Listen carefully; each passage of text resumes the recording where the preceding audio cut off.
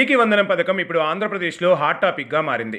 ఈ పథకాన్ని ఏపీ రాజకీయాల్లో గేమ్ చేంజర్గా రాజకీయ పరిశీలకులు భావిస్తున్నారు.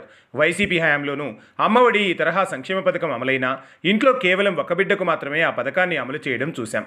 పైగా విడుదల చేసిన మొత్తంలోనూ వివిధ కారణాల సాకుగా చూపి కోతలు విధించింది అప్పటి వైసీపీ సర్కార్.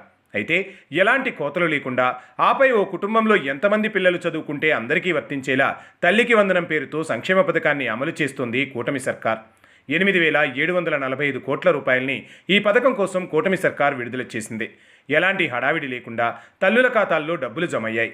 ప్రభుత్వం అసలు పబ్లిసిటీ చేసుకోలేదంటే ఆశ్చర్యపోవాల్సిన విషయమే. కానీ ఆ బాధ్యతను వైసీపీ తీసుకుంది. ప్రజల్లో విస్తృతంగా చర్చ పెడుతోంది, ప్రచారం చేస్తోంది. టీడీపీ ఆ ప్రచారాన్ని తమకు అనుకూలంగా మార్చుకుంటోంది. తల్లికి వందనం పథకంలో భాగంగా తల్లుల ఖాతాల్లో డబ్బులు జమ అవుతున్నాయని ముందుగా ప్రజలకు చెప్పింది వైసీపీనే. 13,000 జమ అవుతున్నాయని, 2,000 కోత పెట్టారని విమర్శించడం ప్రారంభించారు. వైసీపీ హయాంలోనూ అంతే ఇచ్చారన్న సంగతిని ప్రజలు మర్చిపోయారని అనుకున్నారేమో కానీ చాలామంది తల్లులకు 26,000 జమయ్యాయి. ఇంట్లో ఎంతమంది పిల్లలు ఉంటే అందరికీ ఇస్తున్నారు కాబట్టి ఆ తేడాను వారు పెద్దగా పట్టించుకోలేదు. వైసీపీ ప్రచారం అలా రివర్స్ అయింది. తామే భారీగా ప్రచారం చేసి పెట్టామని, రివర్స్లో లోకేష్ లీగల్ యాక్షన్ ప్రారంభించారని తెలిసేసరికి టోన్ మార్చేశారు.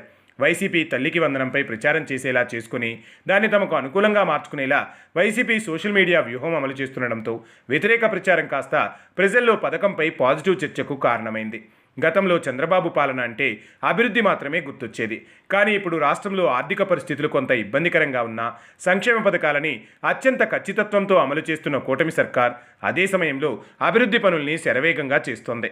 రాష్ట్రంలో వైసీపీ హయాంలో దెబ్బతిన్న రోడ్లన్నింటినీ పూర్తి స్థాయిలో మరమ్మతులు చేసింది కూటమి సర్కార్.